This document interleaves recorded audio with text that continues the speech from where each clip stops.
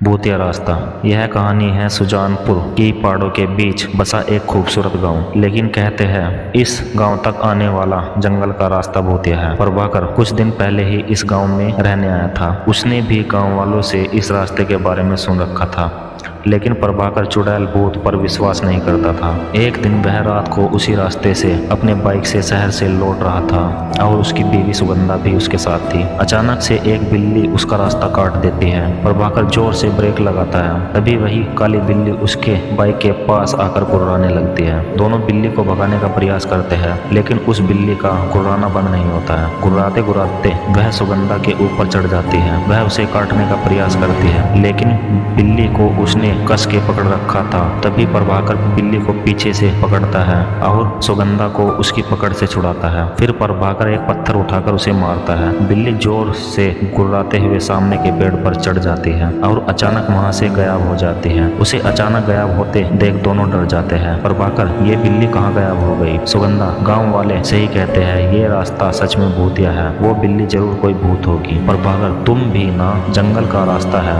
यहाँ जंगली बिल्लियां और जानवर तो होते ही हैं। सुगंधा, होते होंगे, लेकिन वो किसी पर इस तरह हमला नहीं करते होंगे। चलो चलो अब जल्दी निकलो यहाँ से, कहीं फिर से कोई जानवर ना आ जाए। प्रभाकर ने बाइक स्टार्ट किया, लेकिन जैसे ही बाइक की हेडलाइट जली उसे सड़क पर कई सारे गहने गिरे हुए दिखाई दिए और उसमें सोने के सिक्के भी थे। वह कुछ सोच पाता तभी उसे किसी औरत के रोने की आवाज आने लगी। सुगंधा, अब किसका इंतजार कर रहे हो तुम? किसी और मुसीबत में ना फंस जाए। वे दोनों घर लौट आए, लेकिन प्रभाकर के आंखों के सामने वो सोने के गहने और सिक्के अभी भी घूम रहे थे। वैसे तो प्रभाकर को किसी बात की कमी नहीं थी, लेकिन वो बहुत लालची था। वो उन गहनों को किसी तरह हासिल करना चाहता था। अगले दिन प्रभाकर अकेले ही बीज लेने के लिए शहर जा रहा था और सुगंधा की बातों को अनसुना करके बाइक स्टार्ट करके घर से निकल गया। थोड़ी देर बाद वह उसी भूतिया रास्ते पर पहुंच गया। दिन के समय भी वह रास्ता बिल्कुल सुनसान था। प्रभाकर अपनी बाइक से चला जा रहा था, तभी उसे रास्ते के किनारे पर एक सुंदर सी दुल्हन दिखाई दी जो रो रही थी। उसे समझ नहीं आ रहा था कि इस सुनसान रास्ते पर यह दुल्हन कहाँ से आई है। वह उससे कुछ पूछता, तभी वह उसके पास आ गई और रोते हुए बोली, दुल्हन, भाई साहब देखिए ना, मैं रास्ता भूल गई हूँ, मुझे शहर जाना है, क्या आप मुझे शहर छोड़ देंगे? प्रभाकर, लेकिन तुम यहाँ कैसे आई? लोग कहते हैं कि ये रास्ता भूतिया है। तुम दुल्हन के कपड़ों में हो और लोग कहाँ हैं? दुल्हन, क्या बोलूं भाई साहब, मैं अपने पति के साथ कार से इस रास्ते से गुजर रही थी। अचानक एक काली बिल्ली ने हमारा रास्ता काट दिया और हम लोग रुक गए। मेरे पति ने कार रोकी, तभी उन्हें झाड़ियों के पीछे से किसी औरत के रोने की आवाज आई। वह वहाँ गए, तभी उनकी चीखने की आवाज आई।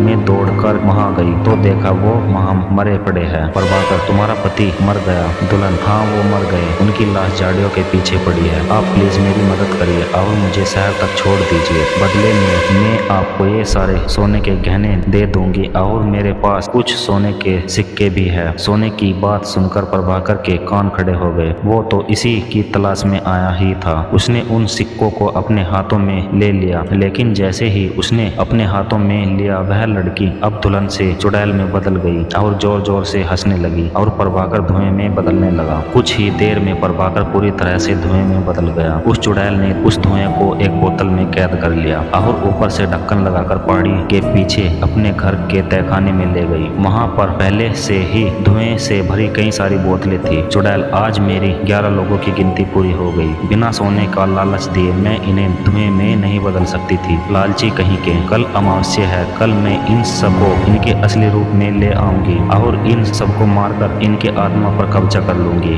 और फिर उसे अपने पति के शरीर में प्रवेश करा दूंगी और वो फिर से जीवित हो जाएंगे। दूसरी ओर रात काफी हो गई थी। प्रभाकर के घर नहीं पहुंचने पर सुगंधा को चिंता हो रही थी। पूरी रात सुगंधा ने प्रभाकर का इंतजार किया, लेकिन नहीं आया। उसे समझ नहीं आ रहा था कि वह कहाँ चला गया। तभी उसने देखा कि गांव के मुखिया जी गांव के कुछ लोगों के साथ वहां से गुजर रहे थे। वो उनके पास गई और सारी बात बताई। मुखिया, बेटी सच सच बताना, तुम लोग हाल ही में भूतिया रास्ते पर गए थे क्या? सुगंधा, जी गए थे तो, लेकिन उससे मेरे पति के ना लौटने का क्या संबंध है? मुखिया, कितनी बार कहा है उस रास्ते का इस्तेमाल मत करो, लेकिन पता नहीं लोगों को मेरी बात समझ क्यों नहीं आती। सुगंधा, आखिर आप सभी को वहाँ से जाने से मना क्यों करते हो? क्या राज है उस रास्ते का? मुखिया, बेटी कुछ साल पहले एक नया शादीशुदा जोड़ा इसी रास्ते से गुजर रहा था। तभी गांव के ही कुछ बदमाश लोगों की नजर उन पर गई। उस दुल्हन के गहने देखकर उनके मन में लालच आ गया। उन्होंने उन गहनों के लालच में दोनों को मार दिया और मारते ही वह लड़की चुड़ैल बन गई। उस दिन से जो भी उधर गया वह वापस नहीं लौटा। सुगंधा, मैं वहाँ आज जाऊंगी और अपने पति को वापस लेकर आऊंगी। मुखिया, वहाँ से कोई नहीं लौटता बेटी, वहाँ जाना जानबूझकर मौत को गले लगाना है। लेकिन सुगंधा ने उनकी एक ना सुनी और मुखिया भी गांव के कुछ लोगों के साथ तांत्रिक को लेकर भूतिया सड़क वाले रास्ते पर पहुंचे। उसमें से कुछ लोगों ने अपने हाथ में मसाल भी ले रखी थी। जंगल के पास वाली पहाड़ी के पास से उन्हें मंत्र की आवाज सुनाई दी। वो सभी छिपकर देखने लगे। देखा कि वही चुड़ैल मंत्र पढ़ रही है। चुड़ैल, हे शैतानी ताकत प्रकट हो, देख मैंने तुझे खुश करने के लिए इन सारे जीवित लोगों को धुएं में बदल दिया है। कुछ घंटे के बाद मैं इन्हें आजाद करूंगी